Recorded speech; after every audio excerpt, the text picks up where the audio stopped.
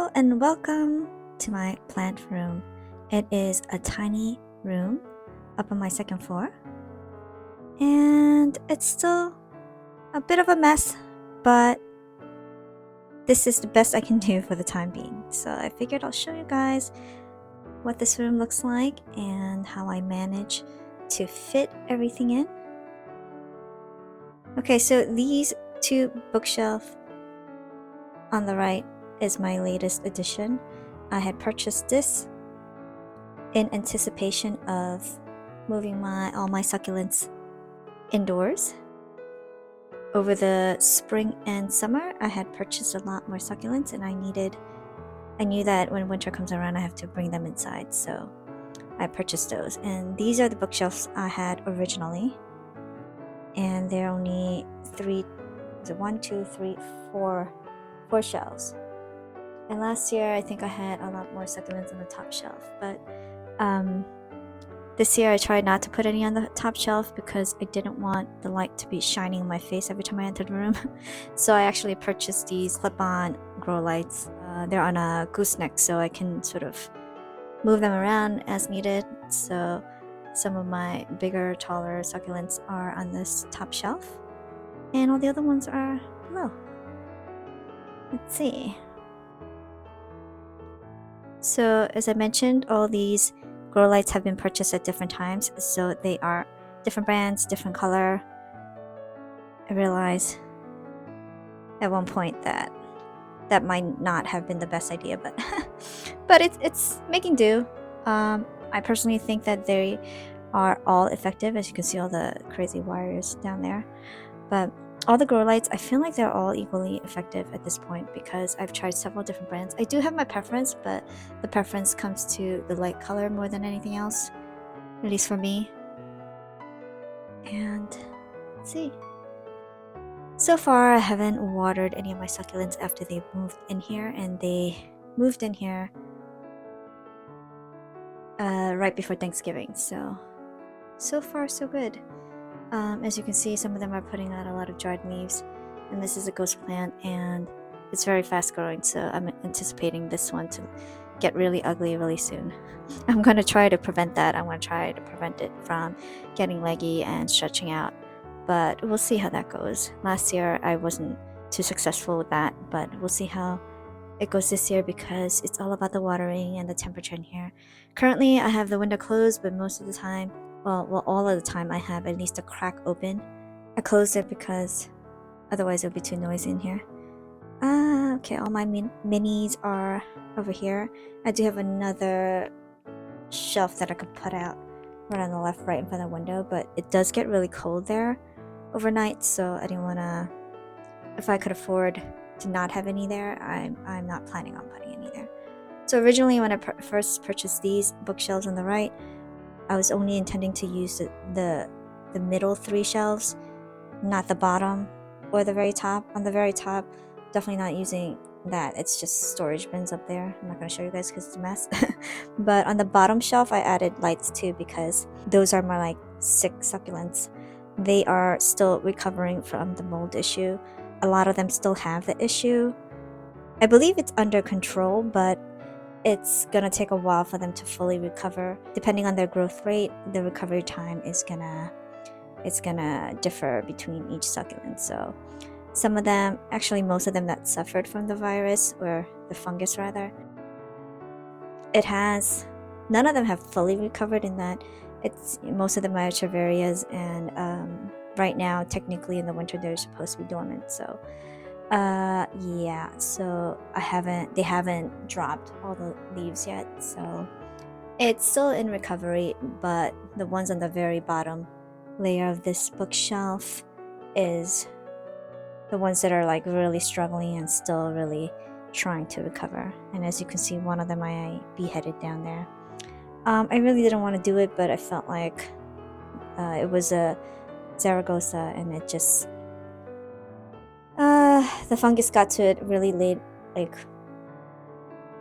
recently, and I just didn't think that it was going to recover, and I didn't want to bring it in here and infest some of the other plants that are healthy. So okay, so I'm going to zoom in on some of the ones that are still recovering, as for instance this one, this pointy one, Angel's Finger. This is actually putting out a flower stem right now.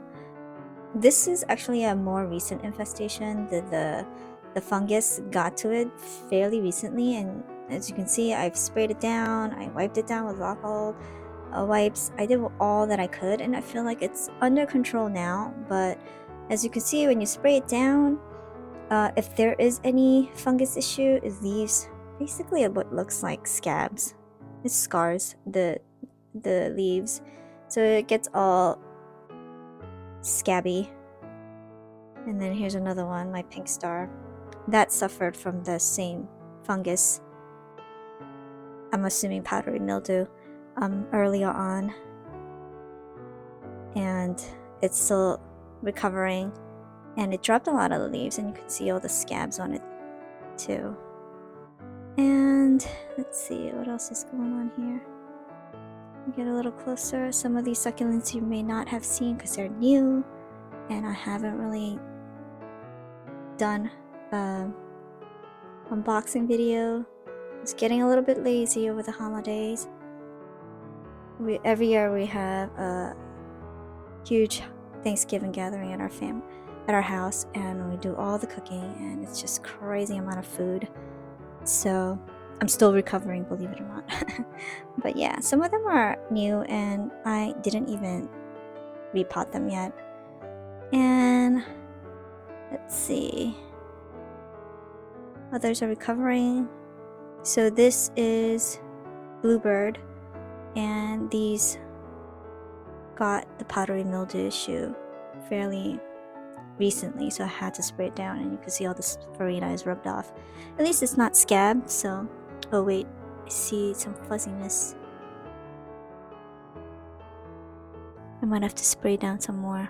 Yeah, this is the reason why I need to really look at my succulents closely every day, which I haven't been doing, because one, I was busy moving them in here, reorganizing, cleaning, and I really haven't had, as I was mentioning before, I'm still recovering from Thanksgiving.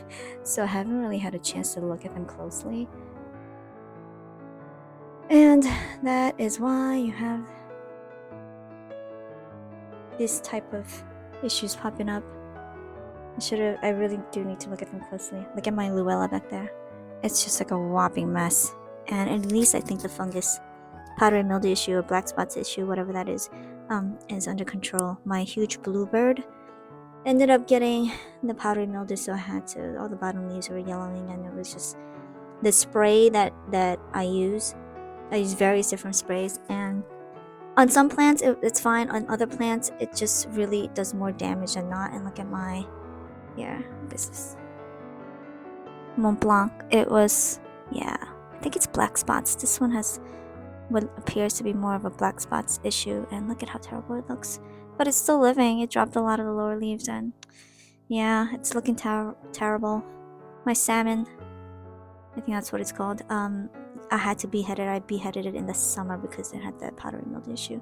Now it's putting out a little pup, and oh my goodness, my fly to the sky, it just literally got the powdery mildew issue last minute, right before I brought it back, brought these inside, and it's just looking terrible.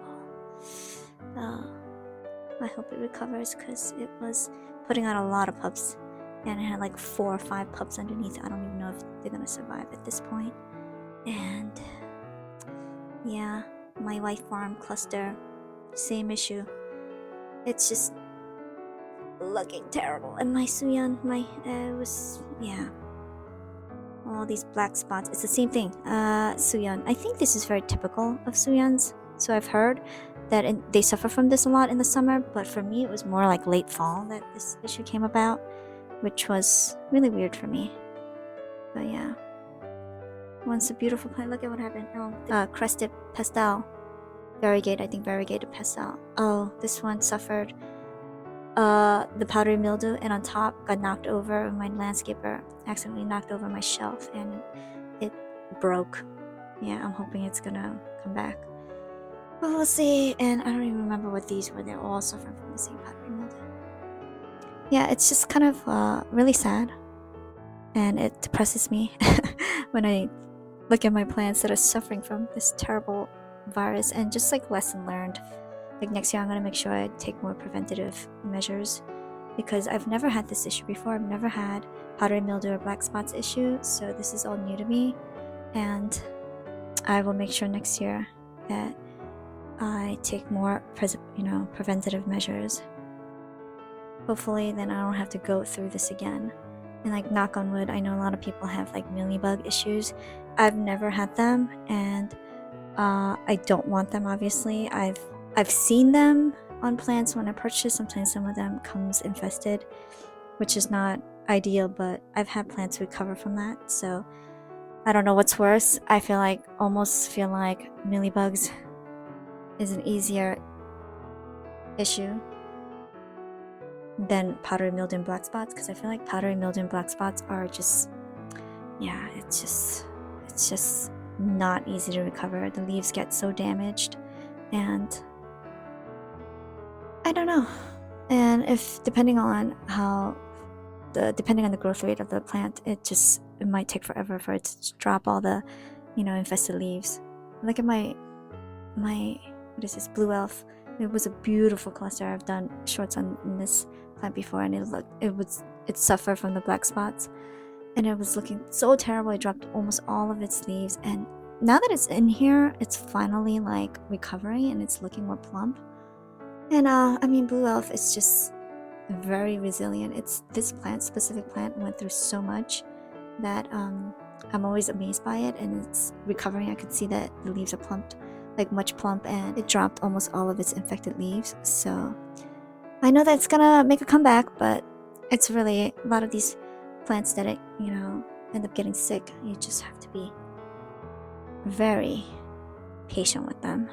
So far so good, and I don't know what I'm gonna do differently this year, but I'm hoping that whatever I do is gonna